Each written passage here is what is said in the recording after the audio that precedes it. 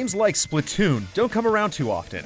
It's fresh and exciting in ways that are rarely seen. Marching to the beat of its own drum, Splatoon is bursting with style. So much so that in a different era, it would have made an excellent addition to the Dreamcast library. Yet despite everything it does right, the game also feels sparse, lacking in several basic areas. Splatoon is all about ink. Your character, a boy or girl of your choosing, is made of it. All of the available weapons spew, squirt, or blast it, and the objective is usually to spread as much of it around as possible. The ink is what separates Splatoon from other online shooters. While many games in the genre emphasize kill count, Splatoon focuses on controlling space. The best example of this is Turf War, the game's main online mode, and the only one available at launch.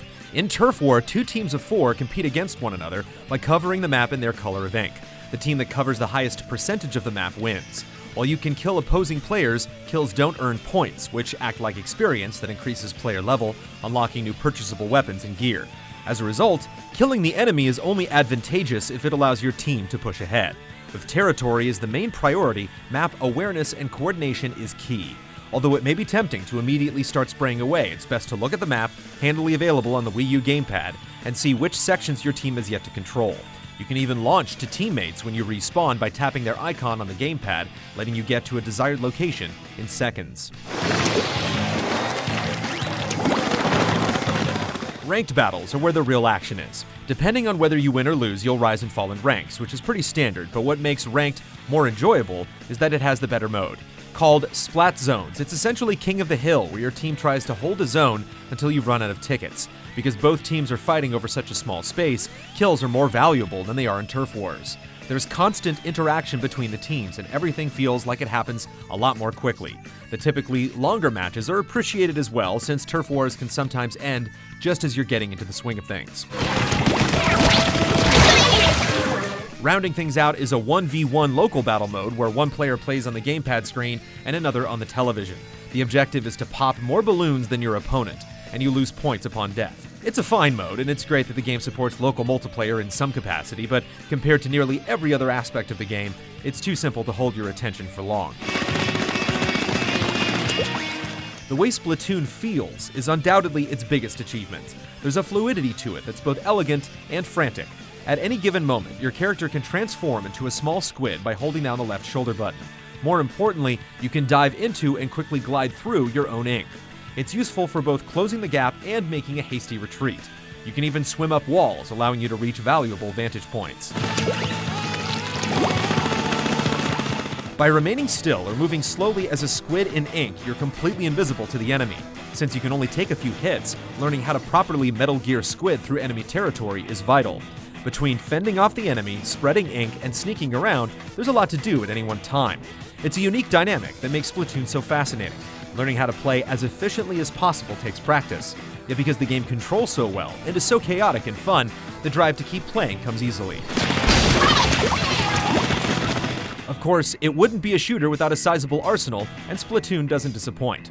Players start with a basic gun with decent range and firing speed, but more interesting options are unlocked shortly thereafter.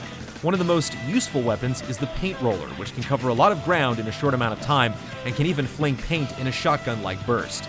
In addition to the main weapons, there are also special and sub-weapons, including paint grenades, sticky bombs, and a paint launcher. Regardless of which weapons you choose, several factors are important to consider. Because each gun fires bursts of ink that drop in descending arcs very quickly, you often have to aim higher than initially expected. It's yet another quality that makes Splatoon stand out and takes a fair amount of time to get used to. Additionally, some weapons are better suited to certain modes. Since the sniper rifle fires in long, thin lines at a slow rate, it's not great in Turf War, where covering space quickly is the priority. The weapon is far better suited to Splat Zones, where you only have to worry about controlling a relatively small area. Unlike many of its contemporaries, Splatoon doesn't let players customize loadouts. When you equip your main weapon, it comes with a specific sub-weapon and special weapon. While this may initially seem limiting, it ends up being beneficial. Instead of simply optimizing and rolling into battle with the best possible layout, it always feels like you're sacrificing something to gain something else. Learning how to play around these deficiencies adds an appreciated layer of strategy.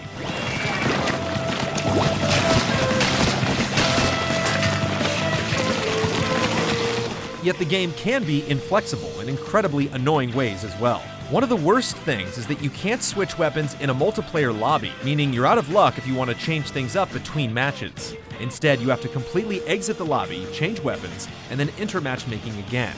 It's a needlessly frustrating process that wastes far too much time. Complementing the online battles is a short but well-crafted story mode. An evil force is taking control of the Zapfish, electric critters that power all of Inkopolis. Captain Cuttlefish, a curious old man that seems to know a lot about what's going on, tasks you with reclaiming them. Things don't get much more complicated from there, but they don't really need to. Much like Mario 3D World or 3D Land, the levels start out very simple, too simple in fact, but they slowly ramp up in difficulty and complexity. By the end, you'll be soaring through the skies, zipping along special wires, and duking it out with equally armed foes. The levels never overstay their welcome, most are between 5 and 10 minutes, making the pace addictively brisk. Easily the highlights of the story mode are the boss battles. Each boss is like one giant puzzle. For most of them, you have to figure out their weak point and then exploit it, all while dodging a flurry of attacks.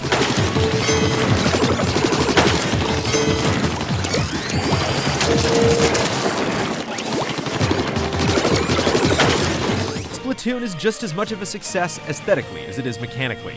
The innumerable small touches give the game a heart that so many shooters lack. The maps rotate every 4 hours, and instead of just announcing this via a simple notification, a news broadcast hosted by 2 squid anchors updates you. Callie and Marie are a little snarky, a little awkward, and completely endearing. They turn something mundane into something special, and the same can be said for so many other aspects. The shopkeepers, for example, exude plenty of charm. A shrimp shoe salesman has every single one of his feet covered with footwear. The woman selling hats is fidgety and timid, but the fish atop her head has no problem calling you a nerd. All of these characters make the game feel like it exists in an actual place, instead of just being a bunch of strung-together lobbies. Splatoon's soundtrack also deserves special mention. Its crunchy riffs and collection of weird noises fused together in a way that appropriately accentuates the intensity of each match.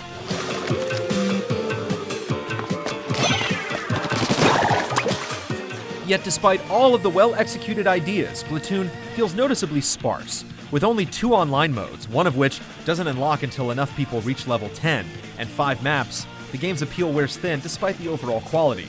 Nintendo promises new modes and maps in the future, but right now it comes up short. It simply gets tiresome playing the same maps in the same ways ad nauseum. The lack of basic features like voice chat or a party system also hurts the overall experience. While some may debate that these things aren't essential, Splatoon is at its best when a team is effectively coordinating for victory, so it's bizarre to omit such tools.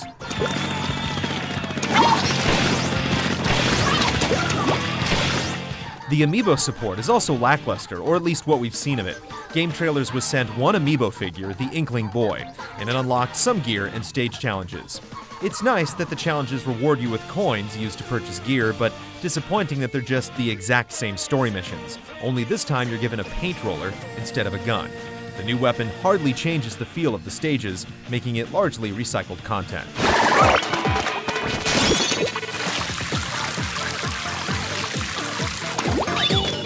Splatoon is a great game that may be outstanding in a few months' time. If Nintendo delivers in a big way with the planned free updates, it could absolutely be a must-have for the system.